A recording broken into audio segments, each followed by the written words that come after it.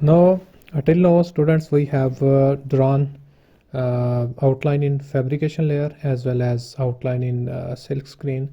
Now, the third layer we have to draw outline is the courtyard layer. It actually surrounds the part so that no other footprint can overlap with this footprint. So finally, select the front courtyard layer and let's just do it, draw this outline in another way. Let's change the grid from user grid to 1 mm, and let's just add a rectangular, draw a rectangle, and you can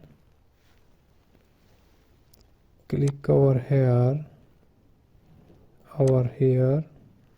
sorry, just click over here, delete front courtyard, draw a rectangle, click over here, then I need to click somewhere over here. So this is the courtyard of our footprint. You can also add dimensions in the rectangle by clicking on this and hit E, and by hitting E you can add start point as 4.2 and Y minus 2.05 and choose endpoint 4.2 and 11.45. These are dimensions. I have just sorted out the start point and end point by looking into dimensions of physical dimensions from the data sheet and hit OK.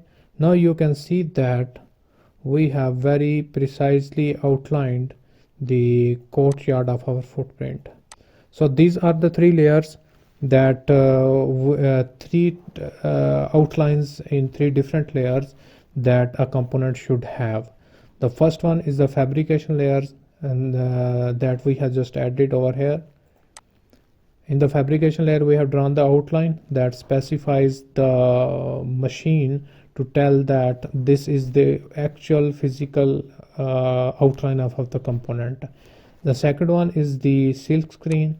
This white line we have drawn between both the lines is the line that actually when a PCB is manufactured, you can see that the outline on the PCB.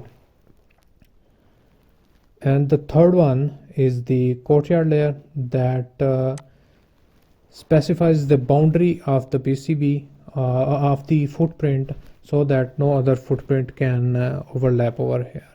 So make sure to save your work. Now our footprint is complete. Let's see our footprint in 3D viewer. Go to view and 3D viewer. So this is our footprint. You can see over here. Let's just close this and let's move this a little over here.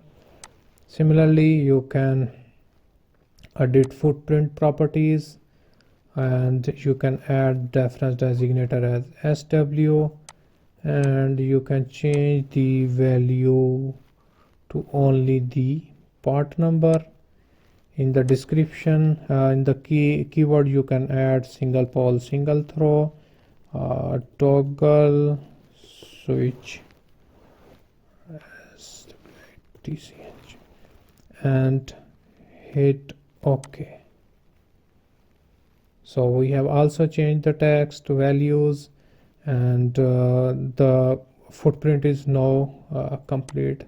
So let's try to use this footprint in our PCB. Let's say if I go to my project file, open project, and this was the project we were working with. Let's open the PCB.